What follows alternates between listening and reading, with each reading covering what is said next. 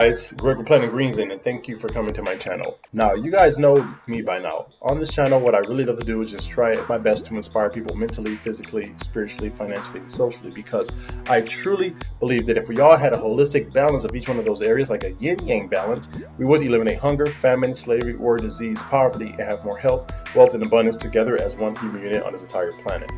So what I want to do today is actually play a clip from Brian Rose and David Icke on London Real TV. If you guys have not been there, go to londonreal.tv/Icke, I-C-K-E, or I mean, there's tons of great people on there, like Dr. Rashid Buttar, Linda Mikovits, and many others. But I want to play a clip today from David Icke's interview with, Brian Rose's interview with David Icke. And pretty much what he's going over is how to not let fear control you, because a lot of us actually live other people's lives because of fear. It's very sad. I just want to kind of go over that. Sorry, I'm just kind of looking over here at my computer really fast. But anyway, so a lot of us just let other people's fear control and dictate our lives. And I heard actually a great quote by Les Brown. And he said, "We are all born originals, but many of us will die copies." Or don't die a copy, I should say, which is very true. So when you guys really think about that, so a lot of us are born originals. I mean, we are all born originals, but many of us die copies. And why is that? Because a lot of us let other people's way that they think that we should live dictate our lives versus how we know that we should live. Again, we all have this inner voice, and our frequency and vibrational energies are tuned to a certain level. But then once we live with someone else's expectations of us, not our own, we reduce our vibrational frequency to here. Again, we're supposed to be here, but we reduce it here. So that's why a lot of people see that's a huge gap. So a lot of people go through lives just feeling like they're missing something, like they're not themselves, that they just are not complete, and they kind of look like mindless zombies. Again, if you go around your office or just places, you go to a grocery store, look at a cashier, some of them just don't look fulfilled because they're just settling for life. And you can just see it in their face. Sometimes they have like bags on their eyes. Again, they say the souls are in their eyes. You can literally just look and pierce through someone's soul, through their eyes. You can see that their energy is, again, way down here where they should be here, but they're down here because they are living someone else's lie, someone else's life, someone else's dream, someone else's interpretation of how they think they should live. But again, so I guess you could say, like, which jail are you in, right? I got this from a book. Is it the poverty jail? Is it the fear jail? Or is it ignorance jail? Again, we all are in one of those categories to where we are behind bars because we're in poverty. So we limit ourselves and minds to saying that we can't do this or can't afford it because we don't have enough money. So we put ourselves in a poverty jail, and the door is actually wide open in the back. But we're so trained to look this way, we're turn around 180 degrees and go out the back. We can get out of that poverty jail. Again, another one is the jail of fear, to where, again, we are here, we fear everything, we're scared, we're in our houses because of this virus scare. People are wearing face masks. They're not even really researching that they don't really do much, but that's a story for another day.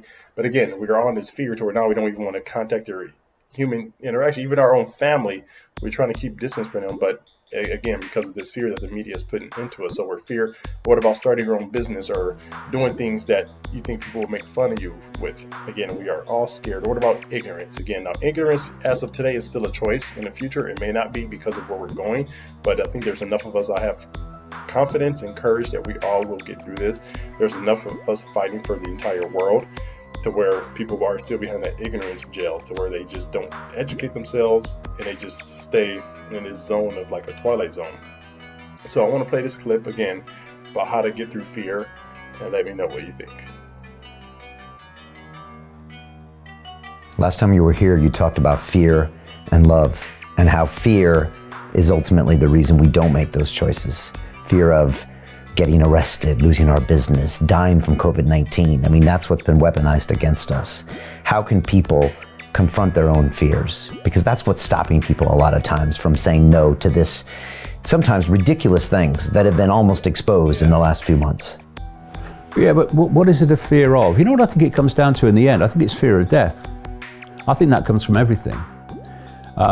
This is why this cult has worked, not least through mainstream science, to give us the impression that death is the end. It's lights out. There is no continuation. And the alternative we've been given to that is that at death, we're going to be judged by some judgmental frickin' God. We're going to sit on his left hand or right hand or whatever bloody hand it is, or we're going to be stoking the fires of hell, right? So what death has become is a massive reason to fear. And the fear of death is an expression of fear of the unknown. And fear of the unknown is massive fear that people have. People limit themselves because they fear the unknown. That's why so many people want next week to be like this week, because it's their sense of security that nothing changes. So again, letting go of the fear of death is all part of this reevaluation of self-identity. See, I don't fear any of these people. I don't fear, I mean, people say, oh yeah, well, what do they think they'll do to you? I don't fear them. I don't fear them. I don't fear the consequences of challenging them. Why? Because I self-identify as being an expression of infinite awareness, an eternal, indestructible, unique expression of infinite awareness. And at some point, I'm going to leave this body and I'm going to explore forever, as I have done since in all my eternity, like everyone else. So there's no consequence relating to death that will limit me in what I do. And I can tell you from a personal point of view, that's an extraordinary freedom. Because from that, everything else comes. I'm an infinite expression of consciousness, having an endless, eternal series of experiences. So whatever experience I'm having now, someone ridiculing me or someone doing whatever, someone banning me from Facebook, ooh, in the great eternity of things, I don't think that's very important, do you? No. There'll be another experience along in a minute. It's just a experience I'm having in the moment. There'll be another one coming. And so you don't become enslaved by fear of consequences, because a consequence is just another experience, which will lead to another one and another one and another one. And because I self-identify with being consciousness and not the human experience I'm having, which is just the human experience, consequences just are not the same as if when you're identifying totally with the body and your human self, if you like, with all its sense of limitation and fears and what have you. You basically step back from it. And so what you do is you do what you believe to be right. And you don't well, if I do what I believe to be right, what's the consequences? That doesn't add to the equation. And what's been my experience, that if you stop fearing the consequences and just do what you believe to be right, the consequences you fear don't happen. Right? They don't happen. It's this, a whole foundation of it is fear of death, which comes from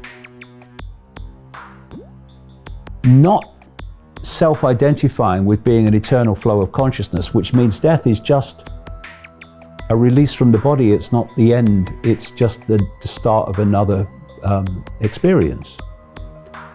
You just look at the life of the human world in a completely different way.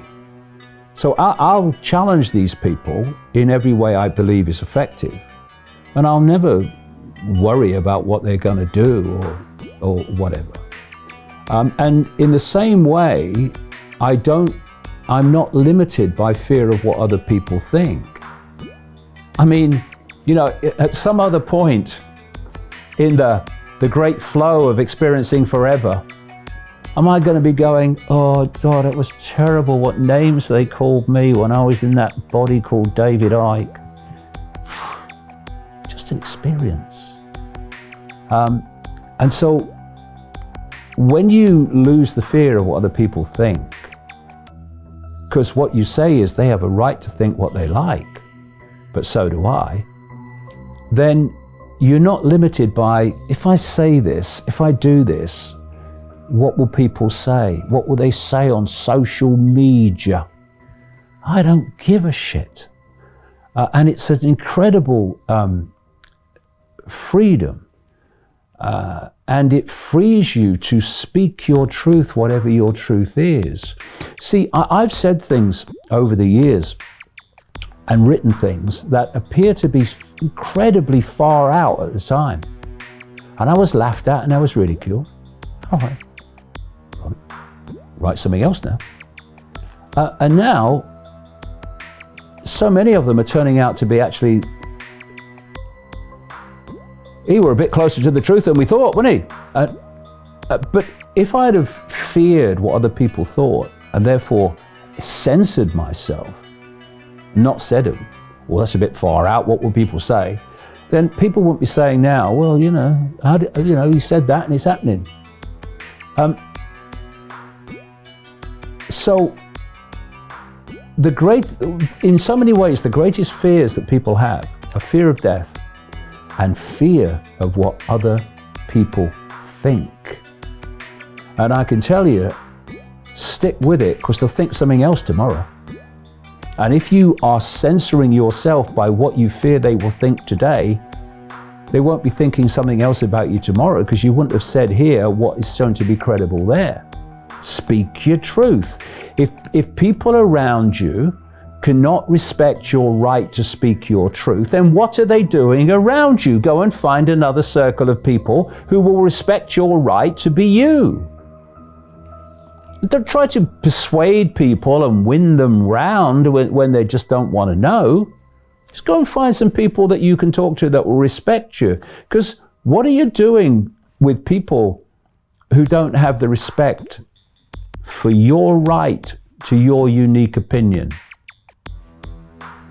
What are you doing with them? Go and find some other people. There's lots now, especially now. I mean, when I started out, there was very few, but now there's vast numbers of people that you can interact with that get where you're coming from, because they're coming from the same direction. Go and find them. You know, don't let people tell you what to say. Don't let people tell you what to think. Don't let people tell you what to do. You decide if you think that's valid, and if you think it is, then say it, do it, write it. But don't do it just because someone else tells you. That's how we got into this mess. It ain't the way we're going to get out of it.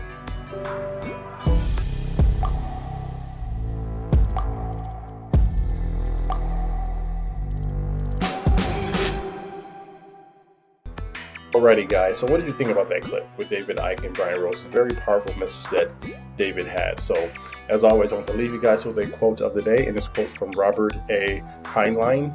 I think that's how you say his name, Heinlein. And he says, in the absence of clearly defined goals, we become strangely loyal to performing daily trivia until we ultimately become enslaved by it. That is so powerful. You guys really think about that. We're Planet Green Zen signing off. You guys have a great day. Talk to you soon. Planet Green Zen, inspiring the everyday person to break free from the mundane and take action.